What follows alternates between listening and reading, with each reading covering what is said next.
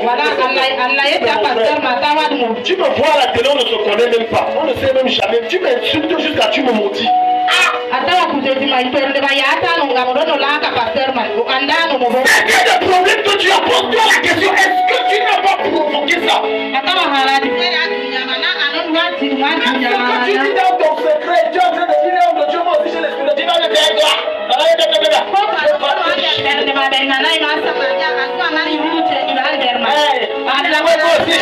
Tu vas te chiffrer.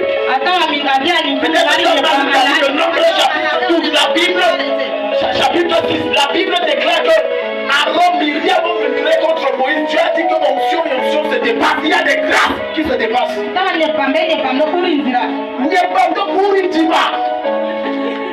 Dis ça à ton voisin,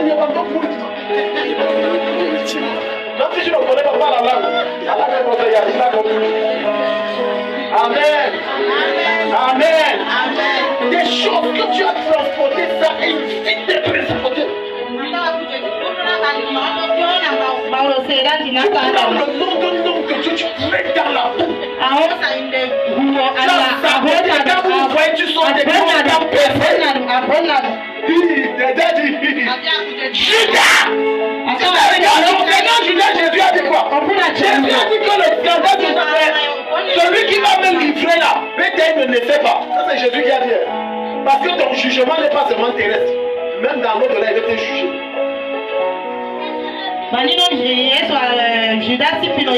Comment ça? Pendant que j'en sais réfléchir, tu as fait quoi à quel homme de Dieu?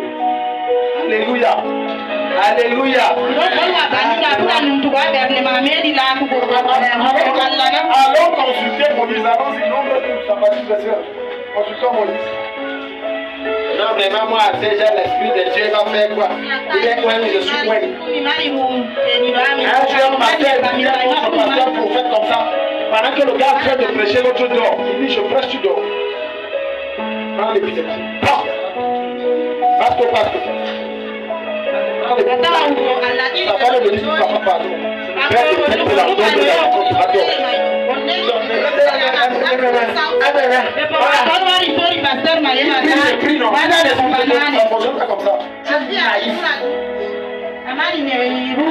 Fais attention au son de Dieu que tu parles mal devant lui.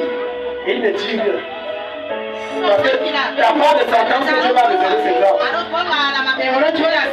Comprends ça. Regarde comment tu as une principauté dans ta vie. Je vais te montrer. Ce qui t'arrive. Il y a des maladies que tu as. On a prié, ça passe, ça vient. C'est parce qu'il y a une principauté. Il y a une situation où prie, ça passe, ça vient. C'est parce qu'il y a une plainte qui a pris et qui a dit qu'elle ne mérite pas la visitation de Dieu. Comprends ça. Non,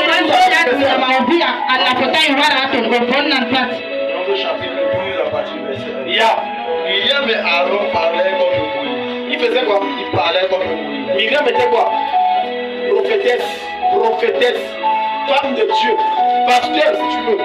Aaron était quoi? Pasteur. Tu es ici. Tu peux être pasteur, tu attaques un autre, il ne dit rien, tu meurs vite. Il y a un homme de Dieu qui a monté le gars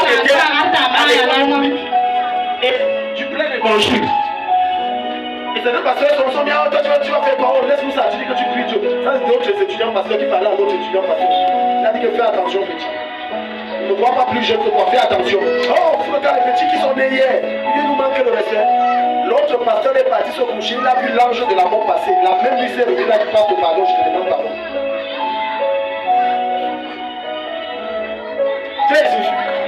On dit Aaron et Myriam murmuraient. Regarde comment ils ont accepté une principauté satanique. Dieu les a livrés. Myriam parlait comme Moïse au sujet de la femme couchée. Couchée, c'est une femme, c'est une tribu en Éthiopie. C'est une Éthiopienne, une Africaine. Donc, Aaron a divorcé la première femme, il a pris la deuxième. Je te pose la question, c'est ton problème? Si l'homme de Dieu est en train de faire les services à Télégat, c'est toi qui l'as appelé. Non, on a dit non, comment il chaque l'autre, il prend l'autre. Non. Ça ne peut pas se passer comme ça. Tu as dit quoi? Lui n'a rien dit.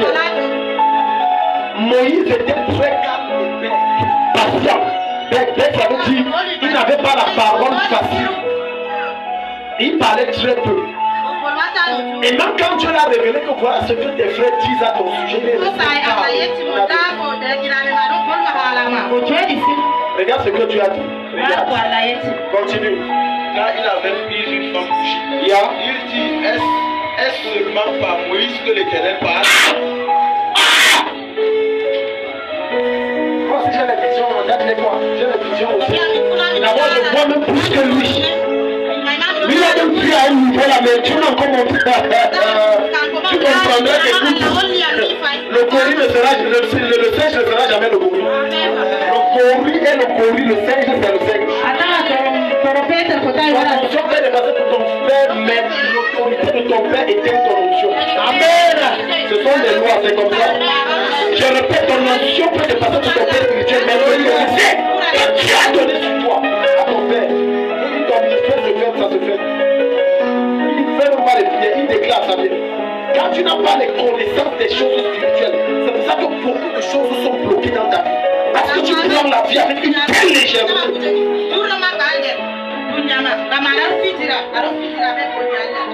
Il y a des ministères qui tournent en rond parce qu'ils ont osé mal parler de certains hommes. Ça tourne comme ça.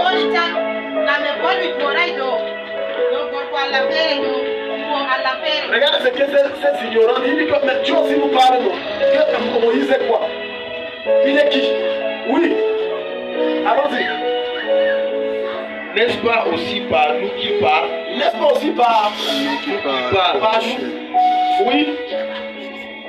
Continuons. Et l'Éternel l'entendit. Et l'Éternel entendit. Oh, Moïse était un homme très humble. Il était un homme très humble, très patient, très calme. Il ne réagissait pas.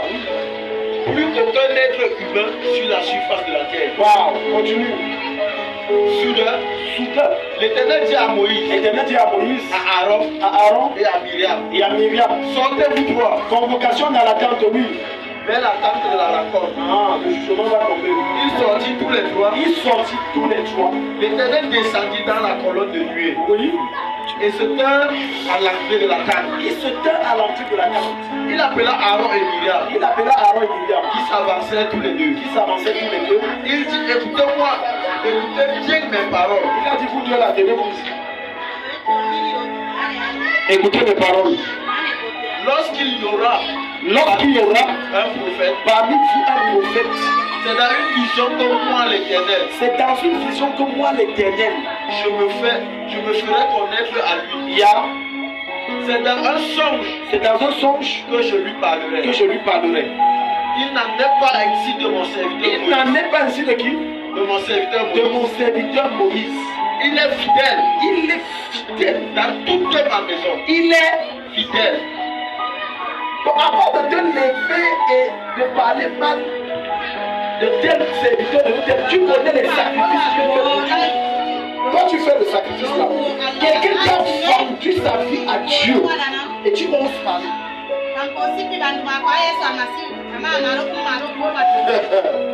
Alléluia. Amen. Une fois qu'on était à Baladia, j'ai bâti un jeune homme qui a grandi. Maintenant le gars dit que je gère même mal l'église. Il peut mieux gérer.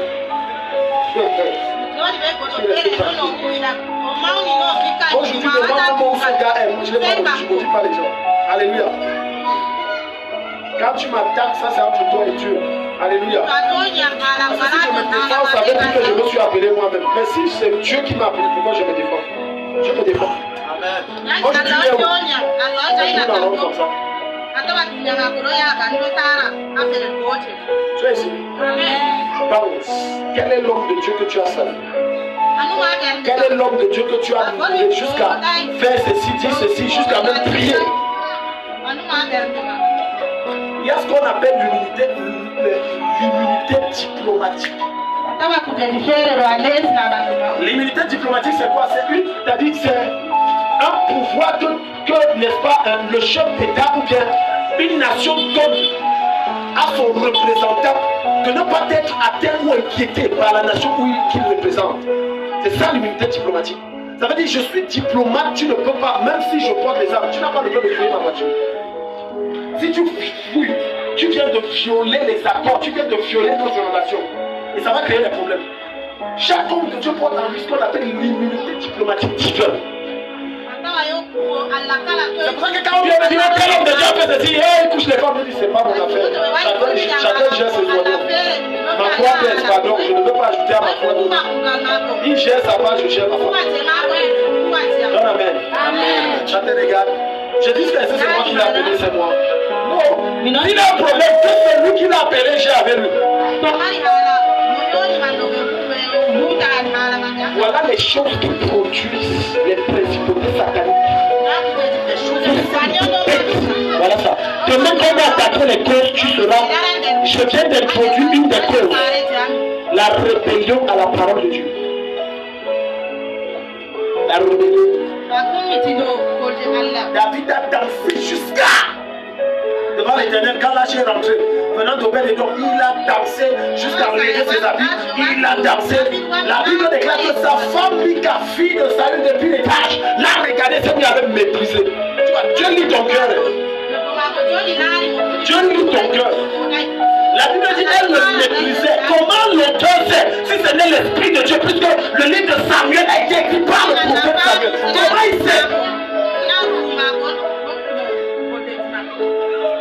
Elle le méprisait dans son cœur. Elle a fini de bénir le peuple, il est rentré dans sa propre maison pour les bénir. Sa femme a dit que tu dis que tu es roi. Regarde comment tu dis comme ça. Hein? Que tu es roi. C'est quel type de roi comme ça? Il a dit c'est par préférence à moi, à ton père, que Dieu m'a établi roi. Et la Bible dit au dernier verset 23, la femme de David, Mika, fille de Saül, ne put enfanter, car elle était stérile. Dieu l'a frappée de stérilité. Il y a des problèmes et des princes que c'est toi qui les as mis. C'est pour ça que ce soir nous allons traiter les dossiers en profondeur. Donne amen. Nous allons traiter les dossiers en profondeur. Je vais te rappeler quelque chose, écoute-moi très bien. Lorsque tu prends la corde des puits, le seul maternel est verse sur la tête d'un homme de d'une femme et dit c'est mon serviteur, il n'y a plus de relation fraternelle. Celui que tu appelles ton frère n'est pas ton frère. C'est d'abord la propriété de Dieu. Écoute-moi très bien. Ce qui veut dire que si tu es le manquer de respect, Dieu te finit avec toi. Myriam avant Moïse était-il frère ou non? Qui était le Benjamin? Moïse était le plus petit. Dieu a tenu comme que c'est les frères. Si tu lis la suite, quand tu vas lire la suite, Dieu a frappé Myriam. Et il a dit à Aaron, je vais te tuer, prépare ta tombe. Il a dit à Moïse, ok, le gars s'il va mourir, bon, donne son fils va prendre la relève. Et on est parti, on l'a enlevé, il a dit déshabille-le, à compter d'aujourd'hui tu n'es plus mon frère, tu vas mourir. Il a dit à sa femme, la suprême soeur de Moïse, Myriam, bon, l'aide, était là à côté là-bas.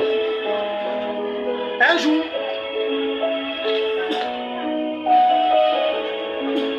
un homme de Dieu, parce qu'il était le dernier de la famille. Il est arrivé, il voulait voir sa soeur, c'était pourquoi sa soeur s'est mise à l'insulter, assis. Il a dit, si je suis homme de Dieu, je vais voir comment tu vas bouger. Il est parti. 5 ans de mariage, 10 ans de mariage, elle s'est rappelé que le petit là, il avait dit quelque chose. Elle a dit que, ouais, pasteur, elle n'a pas dit elle n'a pas dit petit feu. Il y a des lois. Et Dieu connaît humilier les gens. Elle a dit, pardon pour moi ça. Pardon, enlève ce que tu as dit. Il a dit à compter d'aujourd'hui, j'enlève ça. Elle enlève ça coulait seulement. Qu'est-ce que tu as transporté? Qu'est-ce que tu... On a dit murmurer. Qu'est-ce que tu as transporté? Nous sommes sur les principautés. Alléluia. Qu'est-ce que tu as transporté? Un jour j'ai dû prier pour une maman et elle me dit, pasteur, vraiment pardonne-moi parce que j'ai murmuré pour toi. Et comme elle croyait que je devais réagir, je la regardais comme ça. Elle était étonnée. J'ai dit, c'est toi, Dieu. Et donc je prie que Dieu te pardonne. Parce que pour sa propre délivrance, elle est venue me voir. Parce que sa vie séchait. Je ne suis pas en train de faire ton attention sur ce qui a provoqué cette principauté dans ta vie. Quelle est cette chose? Est-ce que tu sais que Dieu peut te frapper alors que tu as raison? On verra ça une autre fois. Je dis qu'alors que tu as raison, je te touche quand même. Je dis que tu as raison dans le problème là. Mais parce qu'il est loyal à l'huile qui coule sur la tête du gars là, il te frappe quand même. Mais tu as raison. Myriam et Aaron avaient-ils raison, oui ou non? Ils avaient raison, ce n'est pas normal parce que tu ne divorces pas, tu peux une païenne, tu épouses. Ils avaient raison. Ah, je te réponds à la question, Myriam et Aaron avaient-ils raison, oui ou non? Ils avaient raison.